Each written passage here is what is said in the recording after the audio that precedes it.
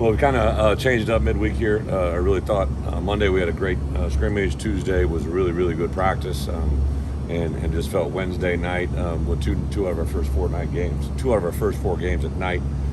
Just an opportunity to get under the lights would be big. So we switched to evening practices here at the latter part of the week. Had probably our most productive, enthusiastic, great tempo practice last night. Really, really excited about that.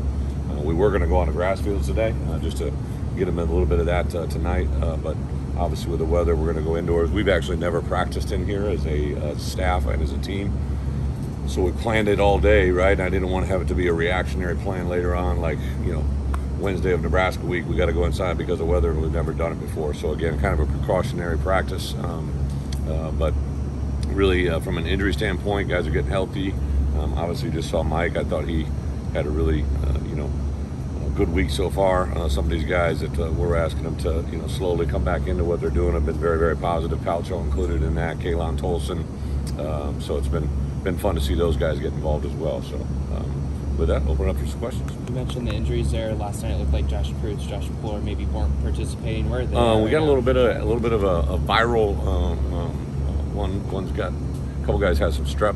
So there's some different guys that are out. Nothing serious. When do you start getting for Nebraska, or is that something that's already started? Yeah, for openers, usually 10 days out is when we kind of transition and kind of break camp in theory. But we've obviously sprinkled in certain things that they do, offense, defense. Their offense is a lot different from what our offense does. So there's some things that we do there as well as their defense. So it's kind of been even going back to last spring, we worked some divisional opponents as well as some non-conference opponents into the spring season. Lots of games fun to watch. Nebraska, they don't have much to look at as far as Illinois goes. Do you think that's an advantage for you? Yeah, kind of said all along. Obviously, the great move. The advantage we have is I didn't bring in an Illinois playbook or a defensive playbook or a special teams playbook. It's been a combination of what my coaches have been, where they're at, in addition to what I believe in. So. We're kind of an unknown. I think we like that quality and that trait. You don't get to be that way in college football very often, and it's something we'll try to take advantage of. You recruited Mike's high school hard. St. Thomas. What was for you to get background on him as you guys work through the process of getting him back here? And how do you build a relationship with him over the phone or FaceTime or Zoom or whatever? Yeah, I'm from Illinois, right? So my first 2 states I ever recruited were Illinois, Minnesota. Built great relationships there, and then when I received the assignment to go to South Florida, actually working for Kirk, he gave me the contact to St. Thomas Aquinas. I went in there for the first time. George Smith, who's now retired, I believed I signed probably half a dozen guys out of there when I was at Iowa, then a couple guys when I was at Kansas State, and then several. I believe we had 3 starters on our first Rose Bowl team from St. Thomas Aquinas. Roger Harriet, the head coach there, and I have known each other a long time now. And then when I received when I knew I was becoming the head coach here, they reached out to me right away about Mike and James McCourt, right? And then, like today, we were watching a run tackle drill that had Philip Dorsett, who's actually a St. Thomas player that went to Miami. I stopped the film. I said, "Who knows this guy?" And those guys piped up right away. So yeah, there's a strong connection. I got a lot of respect for that program and what they've been able to put out. They got players at major colleges all over this country, and it's been fun to bring a couple of them here and hopefully open that pipeline up even further. So I'm assuming if they speak highly of a guy, just with your relationship, I would imagine that carries some. It is. Relationships matter. Josh McCray is here because of a relationship with his head high school coach who originated back in Wisconsin. I've built strong ties now with the guys that are in our current recruiting class. The guys are in 2023. I just believe that as a head coach, most kids have a relationship of some fashion with their head coach, right? And especially when you walk into a high school, you can tell right away why places have success.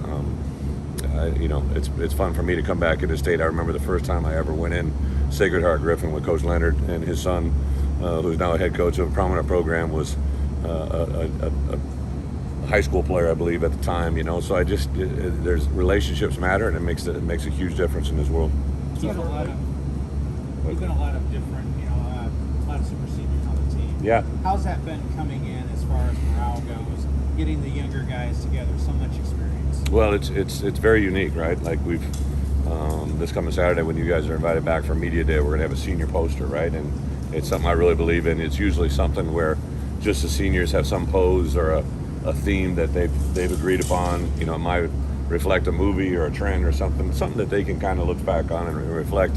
But it's hard to fit 40 guys into one photo, right? So, and we got guys that, will probably be in next year's senior class again, right? So it's, even when NFL scouts are coming through now, to sit down and talk with them, we kind of have the super seniors and then we have the seniors. And it's a very unusual time. And so for that reason, it's the same thing in our team meeting room, right? Like I mentioned all the time to our players, like you've got a lot of valuable, has the Senior Bowl watch list come out today? Did that come out? Yeah. So like that's a number of guys. And in my opinion, there's probably 4 or 5 that aren't on that list that should be. Sometimes those preseason lists just aren't in tune with what's going on. I saw the largest number in the conference was 10, and in my opinion, I've had a lot of guys playing the Senior Bowl. There's 4 or 5 guys that have merit or value to do that aren't even listed. So it's a group that's got talent. But talent doesn't win ball games, right? Teams win ball games, so we got to get them all to understand that. Back to recruiting real quick. How much you can take advantage of the early home opener just to get some kids on campus? Yeah, we have a huge advantage. I thought Pat's done a nice job of creating some advantages for us and what we can do as far as making contact, having people on campus, doing a variety of different things that give Illinois and really an advantage over Nebraska, right? We get to have this at our campus and open up our campus. So that's an exciting thing. And it's our first rodeo as assistant coaches, right? So assistant being able to have contact face-to-face with a prospect, before the game starts. Now it's a noon kickoff, but maybe we get some of these guys to stay after a little bit. The day of the game, so there's a whole path or a whole doorway of opportunity in recruiting that no one else really gets. I guess in that vein, just with recruiting, like obviously I think you're in a most dead period now, but like September 1st, get back on the road. How do you handle that during a season, and what are you doing now maybe during camp, recruiting wise? Yes, so I literally have a daily agenda, right? I come in the morning, usually kind of lay out my plan. We're heavily involved right now with a young man that we think's in decision mode, so I try to send him numerous things during the course of the day. We can't call him, but we can text him. Sent a graphic today to him that accentuated something I know he feels strongly about. Got an immediate reply. We went back and forth, so that part's unlimited, and that's, as a head coach, you just got to find ways to be creative and carve out that time. Usually when I get home in the evening, I'll scroll through social media and pull out things they've retweeted or things they've said, and then I'll give it to our graphic department. Today was a very specific thing. Someone that's interested in a certain line of work, we put them on the set of a sports network, and it's just really kind of cool things, right? That kids are excited about. So I think anything we can do to set ourselves apart from other people is what gives us an advantage. In season, are you a coach that go out on a Friday night if you can? Or? I probably won't go on a Friday night. I really, I tell those kids actually during recruiting, right? So if I have a kid that we're recruiting, and maybe, Coach X just went to his home game last week, I'm going to say, listen, I appreciate that, and I understand where you're coming from, but when you're here, I'm going to be all for you. And I'll have a team meeting with our team. We'll actually go through game plan with my coaches Friday night after the team meeting. I just think it's a very valuable part of building a relationship with your kids, that they know they're in a hotel for a reason, right? It's important for you to have them there with you. I think it's important for them to have me there with them. And that's, talked about relationships. Yeah. Talk about kids, and I guess one of your kids is now on your staff, here in Henry. So, how old was he when you met him, and what's it like to see the juice? I guess that everyone keeps talking about translate from being a player to now an assistant. Well, I'm not going to report any old recruiting violations, but I think he was 16, if I'm not mistaken, on the practice field when I coincidentally bumped into him at a water fountain, right? He was getting a break. And I just kind of said something like, hey, your coach is going to have some good news for you. And at the time, I was the defensive coordinator, I believe. Didn't even know I was going to be the head coach, but I was the coordinator, and I knew he could play, so I offered him as a safety. And then it just kind of grew from there. Aaron's got a lot. He and I have a long history together, a lot of great stories. One of my favorites is he was committed to us, and he asked me to get him in an all-star game, so I helped get him into an all-star game in Orlando. And he went to the all-star game, and he was the best player there. And his in-state school, the University of Florida, won a national championship that year. And they saw him playing. They went to his high school, and their head coach came and offered him a scholarship. And you know, so this great idea I had to get him in an All-Star game kind of backfired on me momentarily. So he called me and said, "Hey, I got a coach came from Florida today. They offered me a scholarship." I go, "That's great. They should have offered you a scholarship 2 months ago." You know, da da da da. And he like made me believe he was decommitting. You know, and so I'm like sitting on the edge of my chair, and he goes, "You know what I told him?" I'm like, "No, what'd you tell him?" He goes, "I told him I know who I want to play for," and that kind of came full circle. So he definitely knows when he has the upper hand and how to play it. But he's been there's no better representation of what I want in a student athlete than one of my student athletes of the past, right? So him and J-Mo both just tremendous representatives. Taylor Reed, Kevin Richardson, you know, to have those guys walk the hallways and what they represent means a lot. What do you think was just the energy, I guess, that he has? I mean, he's always... Hey, him? Yeah, well, if you got to proclaim you have energy, that's your first witness, right? Like, it should ooze out of you, and it oozes out of him. But yeah, he's self-proclaimed juice, right? But he definitely does bring a lot of energy, which is fun to watch. Taylor West was hired today. Yeah. Can you talk about that hire and why you brought her in? Yeah, Taylor. So I had a lot of you guys know Bree. Bree was our administrative assistant under Coach Smith that he did, and she was awesome. But she informed me early on that she was going to go to law school, and she's entering law school here when school starts back up. So her time, you know, for football was going to be basically annulled. So we kind of went nationally, put out a national search for someone that's going to help me administratively, but also I wanted to grow our recruiting, anything we can steal and put in the recruiting department. So kind of wanted an on-campus recruiting coordinator. And then I think the fact that for me to have a set of eyes and a set of experience that are from not here and also nothing in my background is really good. She had been obviously a student. I mean, I told the players they couldn't hold anything against her. She went to my alma mater as well, right? But she had a recruiting experience at Stanford. Had been at a couple spots in college football that were smaller, and sometimes those places got to do things better than anybody else. So that intrigued me.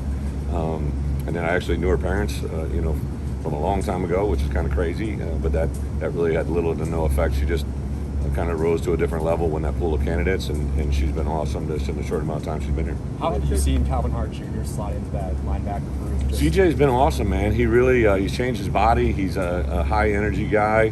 Again, a South Florida guy that really, you know, just brings a lot of confidence, swag. But what I love about him, he's just, you know, he's very intense.